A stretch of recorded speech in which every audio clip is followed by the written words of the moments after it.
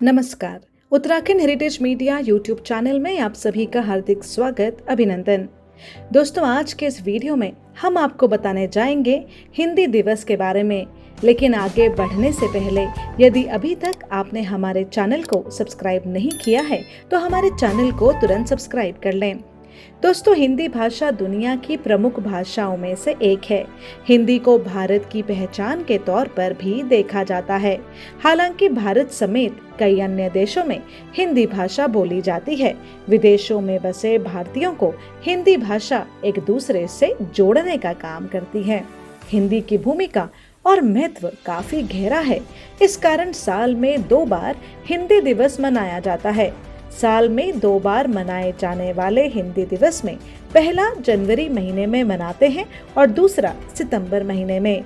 भारत में हिंदी दिवस के लिए एक खास दिन तय किया गया है। दोस्तों, भारत में 22 भाषाएं और उनकी 72,507 लिपियां हैं। एक देश में इतनी सारी भाषाओं और विविधताओं के बीच हिंदी वो भाषा है जो हिंदुस्तान को जोड़ती है। भारत में 28 राज्य और 8 केंद्र शासित प्रदेश हैं। सभी राज्यों में बसे जनमानस को हिंदी के महत्व से जागरूक करने और इसके प्रचार प्रसार के लिए भारत हिंदी दिवस मनाता है। दोस्तों, आम बोलचाल में हिंदी भाषा का उपयोग कम होने लगा है। इसे बढ़ावा देने और आने वाली पीढ़ियों को हिंदी के प्रति प्रेरित करने के लिए हर साल भारत में सितंबर महीने में हिंदी दिवस मनाते हैं। दोस्तों, साल की शुरुआत में जनवरी महीने में हिंदी दिवस मनाया जाता है। ये दिन वैश्विक स्तर पर होता है। 10 जनवरी को विश्व हिंदी दिवस मनाते हैं। वहीं भारत राष्ट्र 14 सितंबर को हिंदी दिवस मनाता है। भारत में हर साल 14 सितंबर को राष्ट्रीय हिंदी दिवस के तौर पर मनाते हैं। दोस्तों, भारत में हिंदी दिवस मनाने की शुरुआत आजादी के बाद हुई। हालांकि इस दिन की नींव स्वतंत्रता दिवस से पहले 1946 में रख दी गई थी।